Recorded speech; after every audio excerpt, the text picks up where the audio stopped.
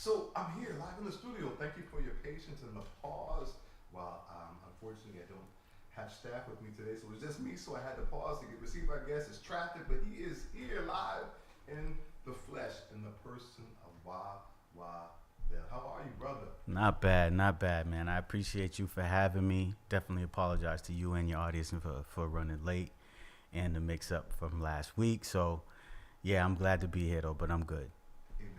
Well, we're so glad to have you with us, and we're excited that you're running for District 7 City Council. Quite candidly, I believe this is really my first time really engaging you more directly. I've heard of you. Your reputation precedes you, in the community. We've crossed paths as we've done some of the same kind of work in terms of supporting people who are directly impacted, coming back into society. Yes, So sir. I've heard of you, I've heard of your work, but not had the privilege to actually engage you more directly, particularly in the context of running for political office. That's right. So, one of our listening and viewing audience, you can engage our candidate live. Call 617-282-0685, 617-282-0685 with your questions, your comments, your concerns. This is your opportunity to make an informed decision. I believe there are 11 candidates running for District 7, if I'm correct. Is that what you understand? There's 11 on the ballot. 11 on the ballot. Okay, meaning that there may be some more people beside those who are on the ballot. Well, there were 17, I believe, that pulled papers. 17? Out of that 17, 11 of us made it on the ballot. I'm number 7 on the ballot. Yeah, that's where we're at now. Wow, that's amazing. Yeah, it is. So one of the distinctions I know about you is, again, you are yourself directly impacted. And I really appreciate it. I just came back from Chicago for a conference with the Sentencing Project that we are actually creating a global community of care given the climate that we're in and the fragility of democracy and civil rights and human rights. So, going on immigration, and we've been disappearing all the time. Now that's even more intensified in this political climate. So the urgency for us to create this global, and I underscore global, community of care, akin to a modern day version of the Underground Railroad, right? Yes, that sir. We are, so with that said, one of the things that I'm curious, I want you to be able to tell our listeners. So we're encouraging people who are directly impacted to run for office, is the bottom line. Yes. Coming from this conference, I met a gentleman who's here for a national conference. His name is Javon Jackson, and he's an alderman. He's one of 7 directly impacted people nationally who have been elected to public office. Obviously, Congresswoman Presley often says it. I don't know if she was the originator of it, but people closest to the pain are closest to the solutions. They know what we need. That's right. So to have people who are directly impacted being in positions of policy and programming, particularly here in the city of Boston, when we have an Office of Returning Citizen, which we did not have. Fortunately, we do have. The model originated in Washington, D.C. The model or franchise was that they had to be run by a returned citizen. Of course, oftentimes when things hit Boston, they kind of get co-opted, and it's a watered-down version of the original plan. So our Office of Returning Citizens, while we have one, we didn't have a budget. We now have a budget. I hope to advocate for that, as well as Robert Turner, who's the only returning citizen who works since the different iterations of executive directors. He's been there before them through the different iterations.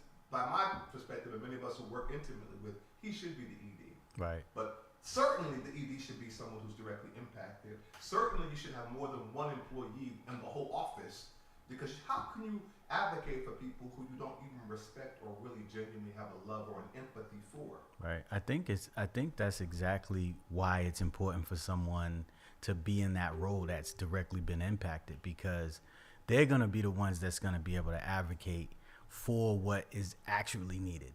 When somebody doesn't really understand the full measure of a particular issue, they may not know all of the nuances that are missing in an idea or a plan, in the way that someone that has been impacted and been able to navigate, themselves to a place of success. They're going to be able to say, okay, well, you need this, and this. That's right. And if you multiply that by however many people we think we're going to be having coming back to our city, that should equal this. Correct. You know what I mean? So if you can't really quantify what it is that you're advocating for, and then advocate for the proper amount of resources, then you start from the bottom and then you try to inch your way, and you're so far away from where your goal line should be that you never get exactly what you're looking for. Absolutely.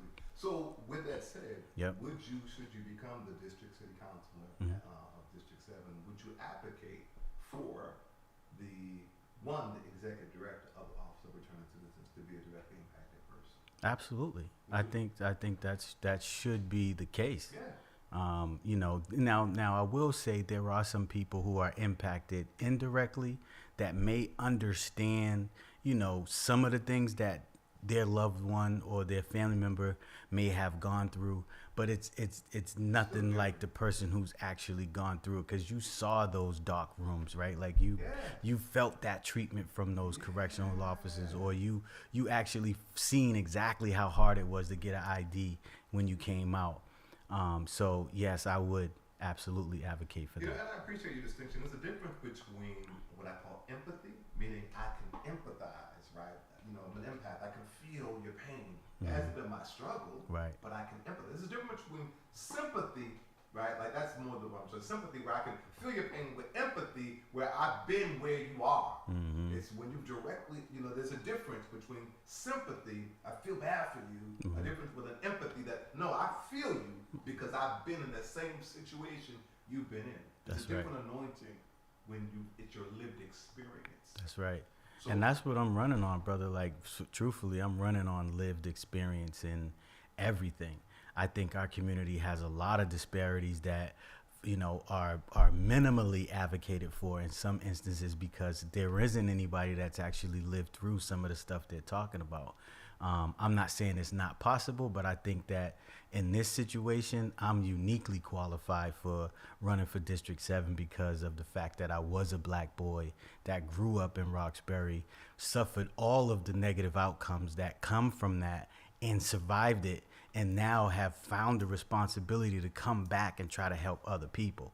You know, doing it in a place that's not connected to any city agency, or it's not my job, right? Like I've done it because it's something that I'm passionate about, and we've been successful, you know, at creating initiatives that have had an impact, that's changed the quality of life for certain people, and that's not something that I don't think anybody else in this race can say. So when you say we, who's we? I'm the co-founder of the Nubian Square Foundation, and when I say we, I mean the organization, the folks that have been part of our growth. And have, you know, participated in some of our workshops, benefited from that, been able to execute some initiatives through that, negotiated contracts for a black-owned security firm to be able to launch his business and create a restorative model in Nubian Square that allowed us to actually, you know, provide safety or presence of safety for folks that lived in the square. It's amazing. So Nubian Task Force is that connected to our brother? Tell me, I can't believe I got his name right in my head. It's an S name, older gentleman. Oh Lord, Siddiqui? Yes, he part of that? 'Cause I know he was very Well, Siddiqui has, I believe he's part of what was called the Nubian Square Coalition, which helped get the name changed. There was a lot of people involved with that as well. Sure. And then you have the Nubian Square Safety Task Force, which is operated by Katrina Cooley through the Boston Health Commission, and the Roxbury Main Streets, which is an entirely different group of people. We were part of that. That was where we found the information about some of the hot spots that were in Nubian Square that needed a little bit more of attention. But we are the Nubian Square Foundation, which is yes sir, nonprofit organization that we focus on community development. So talk a little bit more about that and your role and capacity and that its inception, how long it's been in place, and what all the things that organization, that nonprofit organization does. Well, it's a culmination of my life, you know, and my experiences through life, as well as the other co-founder, which is Will Dunn. Yes, sir. We both were juvenile incarcerated, convicted and tried as adults, and you know, I think I might have been maybe the first young adult who was convicted as a juvenile and sentenced and sent to Walpole. His case changed the law. I probably was the first person that was affected by it. But then we kind of developed a relationship. I'm sorry. Was it just because I know that there's a lot of people who are juvenile offenders? Yeah. Right now, the education tells us that your brain is not fully even formed, and that's under the best of circumstances. Yeah. Until you're 25. Right. So the immaturity and the under resources and the trauma and so forth that people deal with, and a young mind, just reactionary and poverty and all those other kind of things, that you do something, unfortunately, maybe take someone's life, right? Whatever the situation might be, and now your whole life, right? But now is it Mattis law? There's a particular law or decision that has changed that many people who are youthful offenders, who've served some considerable time, are now being released into society because of this new law. Is that the law that you're referring to? It could be very much that law. I know it was. They were able to try juveniles as adults when I was 14, and I was bound over at 14, tried as an adult, and went to Walpole at 16. 16. How many years were you there? I did close to 8 years, basically. It gave me a split sentence, so I did 4, and then I was able to come home for like a month and a half, and found myself violated from probation and had to go finish the rest of my time. But I went from DYS to Walpole to Concord and kind of did the rest of my time in upstate with adults. To my surprise, it was like a family reunion. It was everybody in there. I knew them, and I was like, "Oh, that's where you've been." You know what I mean? It was crazy. I got there, and brothers taught me how to read. They. So when you went there, you were illiterate. Not illiterate. I weren't illiterate. I just had a low comprehension level. Okay. And like surgeons, they was able to help me figure out exactly what I needed right at the right time that allowed me to actually get my GED before I was, would have graduated if I was going to high school, and raise my comprehension level to a place where, I could actually read a passage and understand what I just read and answer the questions properly, right? That happened while I was there. But he and I had developed a relationship to say that, we wanted to create something that would be self-sustaining, right? And have an impact on people like us, and we talked about it over the years. And then in 2021, we actually launched this project. And we've done a lot of good things. We worked directly with folks that just came home from incarceration, and we did a small business and entrepreneurial workshop. We then did a safety and workshop where we got people certified in OSHA? Not OSHA. Well, they did OSHA, but also certified in conflict resolution. Oh, nice. Yeah. People knew how to administer Narcan, because we was thinking about launching this initiative specifically for what was happening in Nubian Square. And we didn't do it in a vacuum. So you had the Brothers from the Nation that's been out there, through Torchlight, and they're on the ground every day, working with people out there as well. But we was targeting the hot spots and the developers who own those buildings that were really doing nothing, you know what I mean, to deal with the quality of life for their residents. So we was able to negotiate with them to, launch gave them a free service. They let us kind of give these guys work, like on the job experience, going into the building and trying to create a safer environment. And it was pretty successful. Like in a week, they was able to reduce the 911 calls by 82%. And because of it being so impactful, they then was like, okay, well, we're willing to negotiate a contract. So then we was able to bring in a black-owned security company. The security company hired all of the guys that went through our program, and they was able to work in those buildings. They actually gave us 2 other buildings in Nubian Square than the one that we started with, and that worked out pretty well. It's amazing. So talk a little bit more. I'm actually looking at your website, and for those who might want to learn more about you and your platform and beyond, what will be the website that they would go to learn more about Wawa for District 7? That'll be wawa4d7.com. Say that again? wawa4d7.com. Okay, beautiful. And that's the September 9th is the primary. Correct. And the deadline to register for that is August 30th, actually. One of the things that you, I hope, are aware of is Healing Our Land is really has a focus on, re-entry, no entry and re-entry as well. So we're doing a lot of civic education behind the wall. We were doing that for almost 3 decades with Sheriff Tompkins, National County Jail, Suffolk County Correction, where a partnership with institutions, and we have built a whole team and a movement.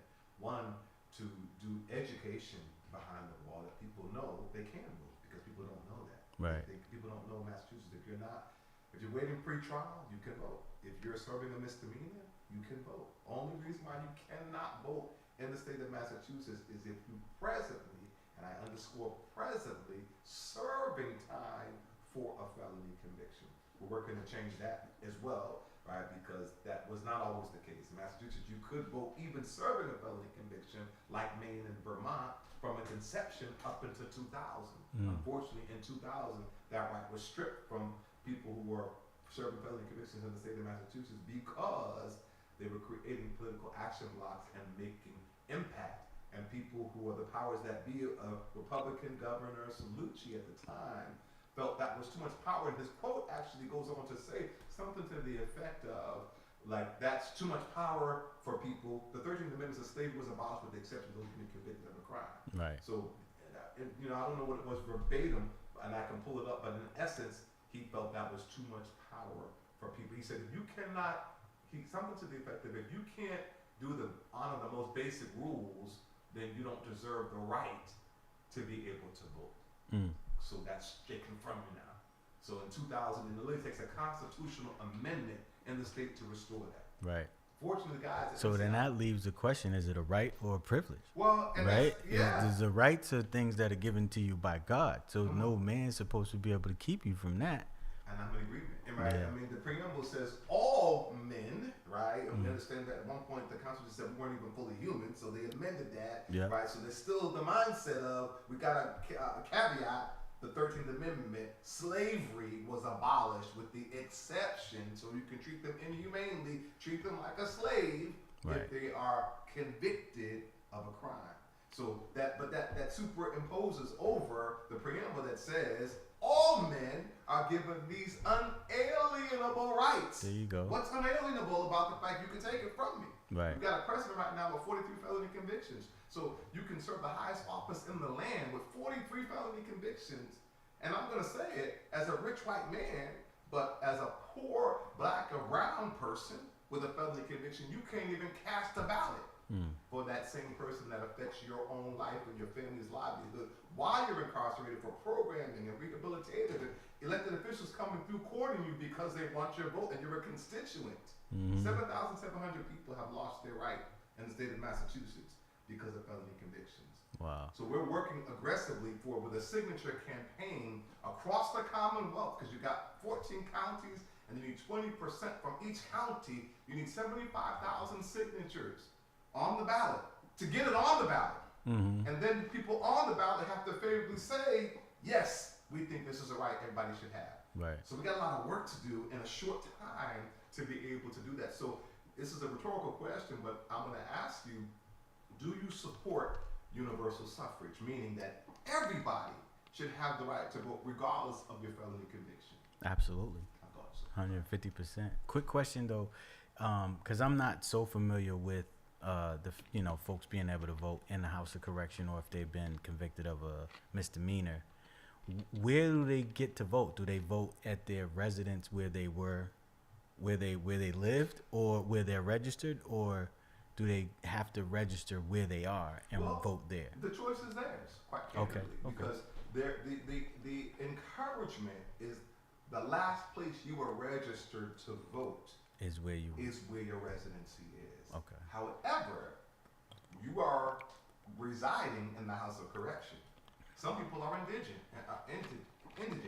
They're homeless, right? They've lost their housing, or they had no housing, right? So if you are incarcerated, you are, particularly the house of correction, not even sentenced. We're talking about, you're sentenced, but we're not talking about upstate, right? So if you're at the house of correction, you actually, the way you would cast your ballot is you submit an absentee ballot application, and we bring the forms physically behind the wall. Nice. And we do a registration form and an absentee ballot. So even if you're registered someplace else, you can now register at the house of correction at your home, because that's where you are. Your ballot can be sent to the house of correction where you are. Now, should you get out, right? We also want to register you should you get out, because some people have never registered. You're registered beforehand, but you're registered in your respective place where you go to, where you live. And where you'll already be, because you can come out, and if you don't register 20 days before the election, you still can't vote. So we also bring in candidate guides that are nonpartisan to tell people this is the platform of the respective candidate, because they don't have access to the media like we do, or the internet. So we put debates on there. We actually want to invite every single candidate to come with us, to go from unit to unit, to organically have conversations with returning citizens so they can make an intelligent decision with who they're going to cast their vote for. Love it. And we're educating people. We call them jail-based ambassadors. Many instances, they're people who are waiting pre-trial and have never even been sentenced. And they don't have programming for people who are waiting pre-trial. They call it NAS status, right? They only have programming for people who are sentenced. So you're sitting there, just sitting there idly, and there's no incentive, but we're offering them what we call restorative justice style, right? Restorative justice practices, right? So people come in education. Dr. Cook leads it, where we actually are setting the ground. We're setting the atmosphere by grounding of a land acknowledgement that the Indians, right? That we're on land, it's not ours, right? Then we do a labor acknowledgement that was the land. The labor acknowledgement came from chattel slavery from Africa. Those vibrations of the violence still continue. So that's our grounding. And then we sit in a circle where we get to learn each other, hear each other's perspective, and actually you get to one person speaks and everybody listens with a talking piece. I love that practice. It's something I wish we could do here, because even if I don't agree with you, like patience, listen. By the time the talking piece comes to you, you may have changed your perspective if you actually listen, right? So people who are opposing, people on the same block who don't even speak to each other, or rivals, come into this atmosphere, and we actually build community. And they become our jail-based ambassadors. When we're not there, they're people who are now voting, who never voted. They're exercising their voice by testimonies and hearings and so many other ways beyond just casting your ballot, that you have a voice, that we help to amplify your voice while you're there and upon coming back into society. And ultimately, we're even paying people now with a small grant that we got, who are inside organizers behind the wall. And when they come from behind the wall, they then become organizers who can organize in the community, or the goal is to go back behind the wall, because again, you have an anointing, you have an impact, and in some instances, you know the people, right? So you can encourage them. This is why y'all need to be voting, right? And help one to build infrastructure in places all across the Commonwealth, because we're the only county out of 14 counties that has even been allowed to come into the institutions for, again, almost 30 years. Wow. Sheriff Hobbs is the only sheriff of color in the entire Commonwealth, right? And so we've even gotten a lot of pushback, because we lift up the work of Sheriff Tompkins. Not perfect, but we're pushing him to do more. But at least he's doing more than some sheriffs are doing across the entire Commonwealth. In fact, he's even been a little challenged by me lifting him up, because it kind of puts him in conflict with the other sheriffs that he's really standing above in some of the programming. They have another program, I'll say this and get off that, that's working with BMC, that's amazing, that's dealing with trauma and mental health, and actually addressing the issues, right? This whole unit 2-1 at Nashua Street is a whole brand new unit with a partnership with Boston Medical Center. And we have the opportunity here in Massachusetts. Rob Kraft said he wants to make Boston the re-entry model of the nation, right? Now, And we have the opportunity to be able to do that, whether it's Michelle Wu, whether it's Domingo De Rosa, whether it is Josh Kraft. We have this is the educational mecca of the world. People come from all over the world for these higher institutions of learning that don't even pay taxes, right? They pay the payment in lieu of taxes. We don't even do that, right? Taking up real estate all across the city, getting money from people all across the country, and now gentrifying the city and pushing people out who can't even go to those same institutions who are natives of here. That's right. So we've got to hold them accountable, right? And not only in holding them accountable, but have these institutions that are working with our school system and working to prevent people from becoming incarcerated. But if you are incarcerated, we really need to be revamping our whole system. Half of the prisons are closing down. The prison population is low. So we need to repurpose every house of correction and every prison to actually address the issues. And I think this model that they're doing is a wonderful model that we can, and I'm hearing from the people who are there, right, how much that they're really appreciating this unique model. They have a dog that's a comfort dog that, they're getting to know, right? They did a mural.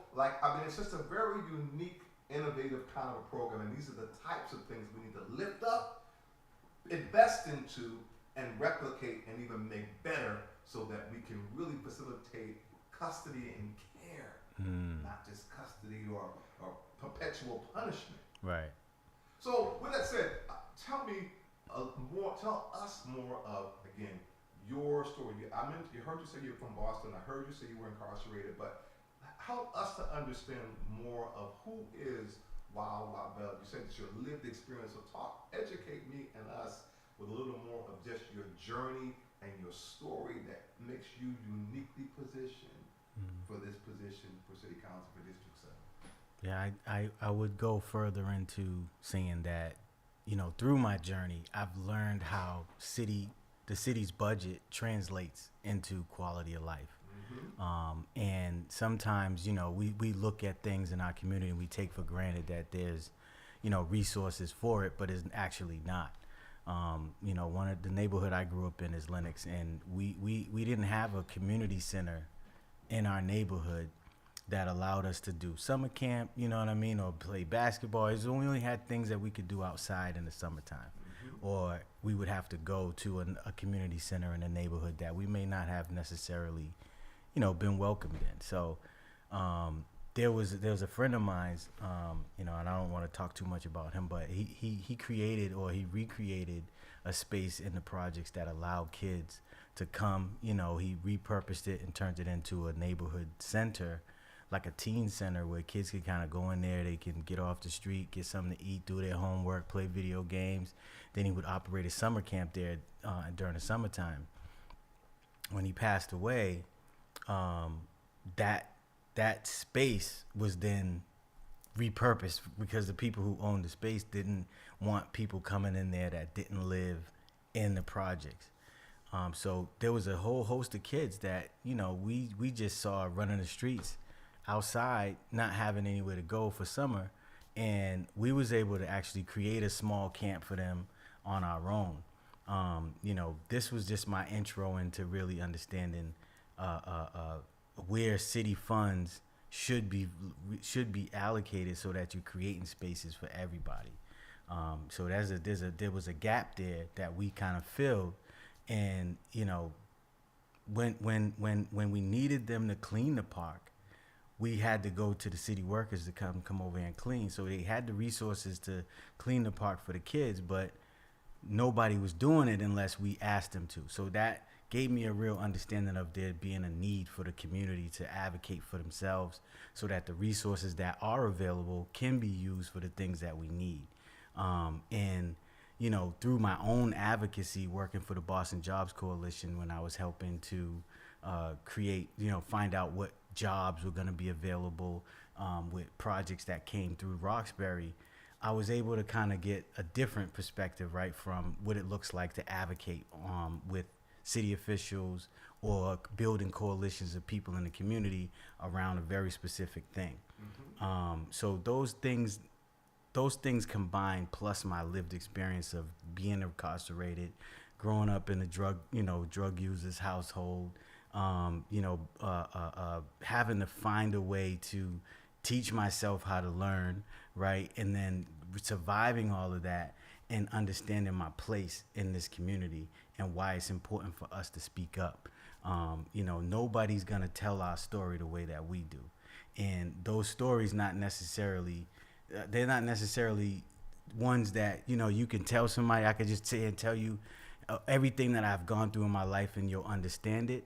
But me having gone through it and then having an opportunity to kind of see other aspects of how city governance affects our lives, it gives me that perspective that'll let me know, okay, I know exactly how to advocate for the resources that's needed for this community.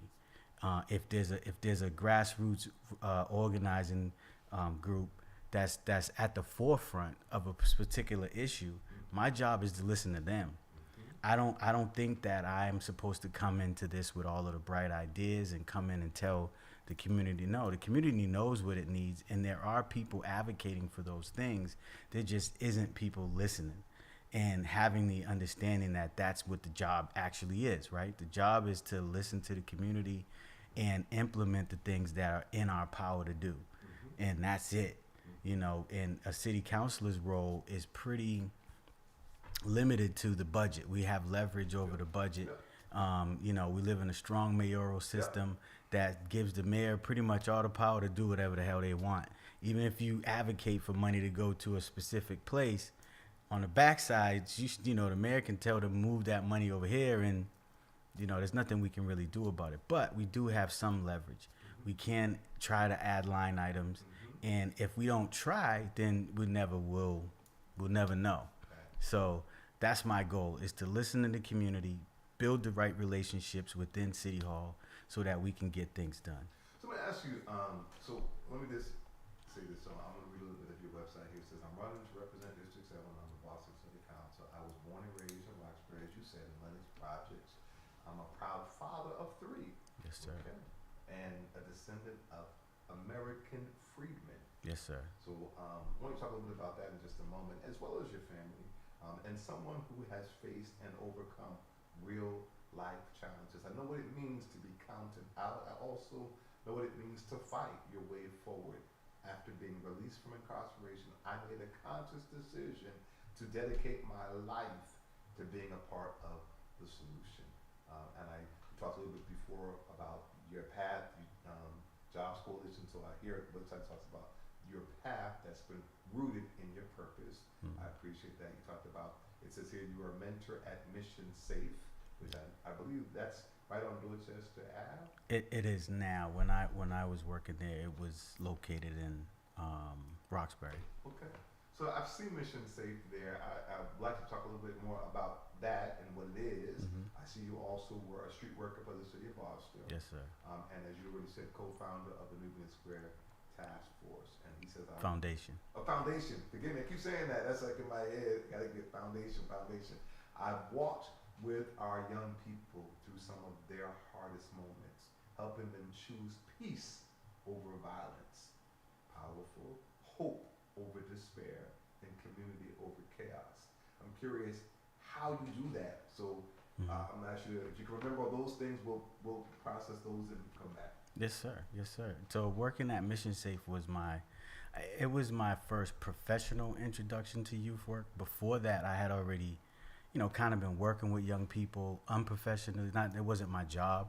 It was just young kids that I had took into a liking to, and I would guide them in certain directions. Not necessarily every day, but when I had a time or when we were in the same spaces, I would try to guide them away from some of the things or pitfalls that I fell through.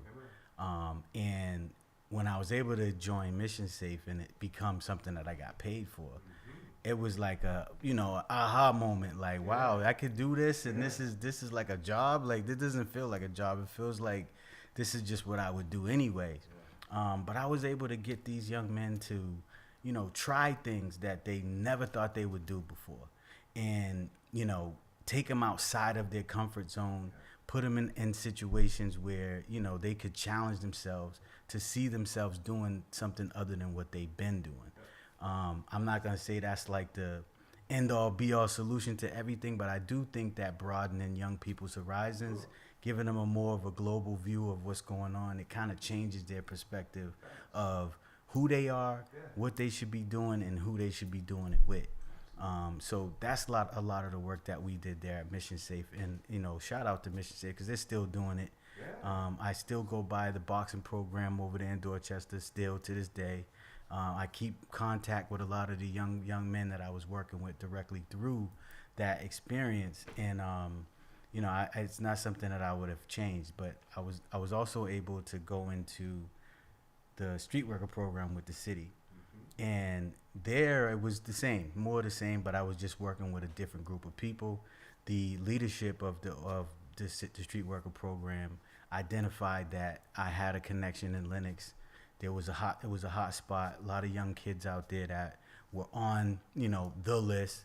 But so they put me there and directed me to that population of kids, and I was able to create a workforce opportunity for them that didn't exist, where we was able to find the money to pay them a stipend to do things outside of just checking in. Like most of our work will be checking in with them, going to check in with their probation officers if they had them, or go with them to court if they had cases.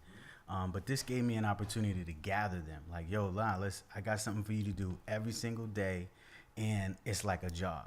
So we built this job readiness model that allowed them to have to be on time, have to be consistent, and then they had to go through the material. I partnered with a organization in the community that offered these resources. I'm not gonna say where because it's kind of still going on, and I don't do safety's number one, but that organization was able to help us, give these kids some experiences with working on job sites, real life tangible skills that led them into different directions. Once the program was dissolved, and the city dissolved that program, I seen every last one of those kids, man, end up locked up.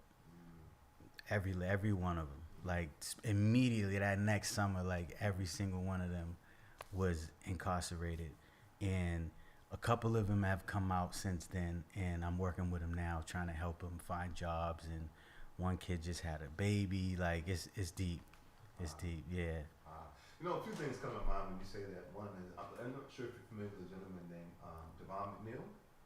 Name sounds familiar. He's a young man who was incarcerated, and unfortunately he took someone's life as a youth offender, indoctrinated into the lifestyle of criminal activity via family. So, the fact I think his father and his brother are still locked up, and he's out here on his mission, like not on my watch, and God bless me to get out and mentoring young folks, as you're talking about, teaching them entrepreneurship and just in community, and and just embracing them. Where he didn't have that support and went the wrong way, now feels compelled to be a resource for young folks in our community that were like him, that somebody led the wrong direction, that been there, done that, now teaching them how to become entrepreneurs and do books and save money and financial management and community and so forth. So I just think when I hear you, when I hear other brothers, it would be wonderful to kind of connect with each other. Yes. You know what I'm saying? So we've got a movement of brothers that have their unique personality, their unique stories, their unique strategies, but we've got a movement collectively that really can do what we need to do. Because they say, right now they tout Boston to be one of the safest big cities in the nation. I don't know how you come up with that, but nonetheless, even if that is the case, we don't clearly no disrespect. That's not because of the police. Let's be very clear. Right. That's because of community.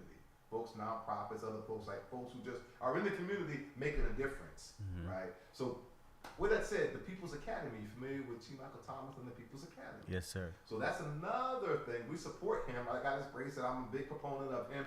But, housing, right? Because you can build this building boom in the city of Boston. There is no reason. This is a whole workforce development. Right? Yes, team yes. of folks you can train while they're incarcerated, support them, and then have them come out, right, and be people who can make a living wage, an alternative to things that they were doing that, they're not going to work at McDonald's. They're not going to do something. So they're entrepreneurs, they're leaders. You just need a different product, right?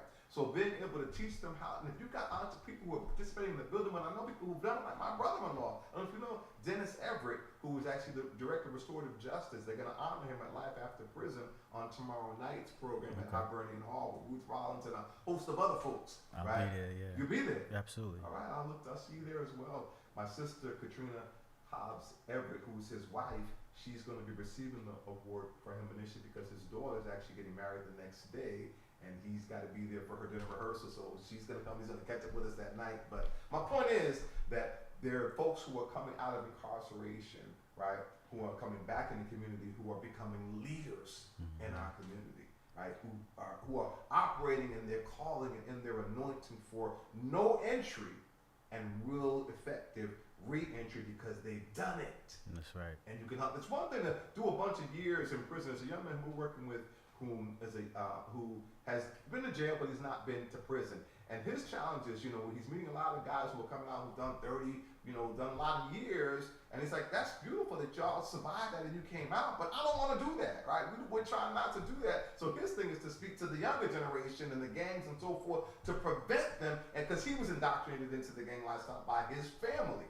So he's come out and he's trying to do a nonprofit and he's trying to help other folks. But my point is, so with people who've done a lot of time, it's not a badge of honor just to do time. Right. What have you done while you were doing time? And when you come out, what are you doing to be able to not be this crab in a barrel mentality that now you just want to, monetize and exploit the fact that you've been out. Now you're competing against every other person who also is directly impacted for some crumbs. Right. As opposed to really coming together and continuing to mentor each other. If you're out and you've done it more successfully longer, everybody needs to mentor and be menteed. Absolutely. You reach down and somebody's pouring into you. So with that said, the T. Michael and the People's Academy and offering people trades, people coming out of incarceration, is that something that you would pour into and support? Absolutely. I would support the People's Academy however I can. I have supported it when, we needed to make phone calls and send in letters just so that he can be designated to get the piece of property that he got. I participated then. I'll advocate on behalf of it now. I still will. And, I would reach in my own pocket, you know what I mean? And if there was a cost that we said, okay, we need 3,000 people to come and put up X amount of dollars, I will be one of the first people to go in my pocket as well to put my portion up. I definitely support the triggers without triggers, trades, not triggers. Yes. I support that 100%. Amazing. I wear the shirt all the time, and people literally stop me on the street and be like, I like that. Or people who call me like, how can I be down? Like, I want to get out. Can I? And I'm like, you see the back of it? You said, reach out to him. But supporting him, building that, because we have a vision to actually be able to, as I said, train returning citizens to participate in the building boom in community, right? And we have a vision, talk about restorative justice, to build a 5-star hotel in the hood by returned citizens. Love talk it. about, then you got some sense of ownership. Okay, you've taken from the community, right? Talk about giving back. This land and a mechanism that you can take some ownership over that you helped to build that has an economic engine to sustain itself, and it can be a resource that's in the community for the community, like a trade place, right? You're being trained under seasoned professionals to do stuff in excellence and service to the community, from doorman to ballet to everything that we know that you see downtown and the seaport and so forth in the hood, right? That I can go have lunch, an elderly person can go have breakfast, lunch, dinner in this nice environment. It's not the four seasons, right, or better than the 4 seasons, and not like I'm doing you some favor by allowing you to be in my institution and treating you substandardly.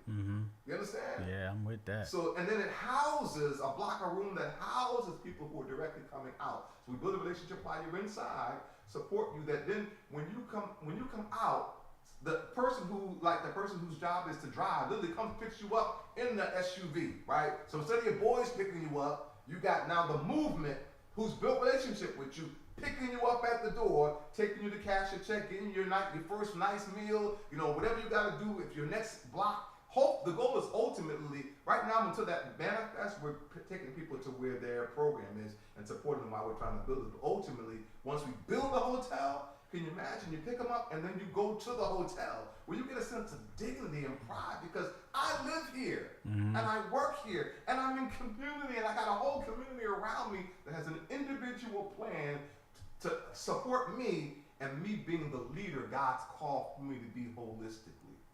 And all I have to do is just be fully immerse myself in being successful in community. And then once I am a homeowner and an entrepreneur and my mental health and my physical health and all that's intact and family unification, now all you've got to do is give back like the interest off of an endowment to a Harvard University. You've got to give back to the movement that invested in you while you were in your process of healing and becoming the leader, and now you just got to mentor somebody else in that process, or somehow get back to invest so that we can continue to build this. And the goal is to replicate that, like the Office of Returning Citizen. That's right. Right? That addresses housing, it addresses income, right? Employment, it addresses social, right? Community, it addresses so many different things. Innovation, right? And so, and it offers people within the community the opportunity to be able to have these, to address these systems of oppression, racism, and classism, and sexism, and phobia, and dis-ease, because we get to create what I call a kingdom culture. What do you think about that? I love it, man. I think that's in alignment with the things that we talk about on a regular basis. You know, we started a campaign, I want to say back in 2021 alongside with the foundation, Put Up or Shut Up, right? Like it's enough of us that are, you know, doing a lot of, you know, talking about things that we want or we think people should do. So it should be enough of us that's willing to actually, you know, go in our own pockets and try to fund those things that we know we want. So we call it Pull Up or Shut Up. Like I'm gonna put mines up so I can keep talking, because I know what I want to keep saying what it is that we need. I want to keep advocating on behalf of the people. So my money was the first money in the bank. And yeah, like that's what that reminds me of. I love it. I love that you said earlier, and I heard you say it, and I'm hearing you say it now. Leadership that listens and acts. Real quick, with leadership that listens and acts, it has been overwhelmingly by a ballot initiative articulated by the people of Boston that they want a fully elected school committee. However, that doesn't seem to be, it seems to be falling on deaf ears. Our mayor is saying she wants to do a hybrid, and she's wedded to that. Would you support a fully elected school committee? Absolutely. Absolutely. Fully elected school board is what the people wanted. That's what we should get. You know, I think that's the purest form of really listening to the community, right? Like you have a ballot referendum that people signed, and you know we said it. Like it's a no-brainer. We ask you to do what you want to do. Right. That's why I said in the beginning, like I don't come to this thinking I got the bright ideas, right? Like that's not what we asked you for. We said we want a elected school board. Why didn't you do it? Simple as that. I would support it 150%. They put you there. Listen, I don't care if I agree or not. Amen. It's not my role to agree. It's my job to do what the people told me to do, because they're my boss. I love it. Real quick, in that same vein. So we dealt with White Stadium. Some folks were opposed, right? You know, felt like it's happening. It's being torn down. They're rebuilding it. Whatever you thought, whatever, it's done deal, right? A lot of times people are elected officials are connected to the developers, and they're not really looking at the community. They're not hearing the community, because many times the community is not as loud and organized as we need to be. So they feel like, well, who cares? You ain't gonna do nothing, right? Same thing with Madison Park, right? She was looking to move that. There was some pushback. They said, hold up, wait a minute, and she didn't for now. So those are two other occasions that people clearly said how they felt. Now, it may not have been unanimously, but you can't just make decisions when there's not an agreement or a process of, you know, majority. It's supposed to be a democracy. Right. Again. Right. So again, in those instances, you would consistently follow the leading of what the majority of the people are desiring. Correct. I'm always gonna roll with the grassroots. Okay. So literally, we've got 2 minutes, and I've taken. I really appreciated hearing you. I wish we had more time. One, will you be willing to come with us behind the wall? Absolutely. Okay. Two, I'm going to give you 2 minutes that we've got left for you to speak to our listening and our viewing audience and share with them why they should cast their vote with you for District 7 on September 9th. Just, real simple. Like I said early on, my lived experience really uniquely qualifies me for this opportunity. Not only that, the things that I've been doing without being a city councilor or it being my job, I have demonstrated and executed manifestation of my ideas. I was an architect for a lot of things that have had an impact in other people's lives. So definitely come out on September 9th and vote number 7 on the ballot. I'll also mention not tomorrow, but Sunday, we're going to be having our annual fundraising gala for the Nubian Square Foundation. We try to raise money every year for kids for scholarships. Whatever we raise, that's what we give it away to whatever kids apply. So any young people that's looking for scholarships to go on to our site, which is nubiansquarefoundation.net, and apply. If you don't apply, we won't know who you are. So definitely go out and apply. And anyone that is looking to donate to a scholarship fund, definitely looking to support in that. Amazing.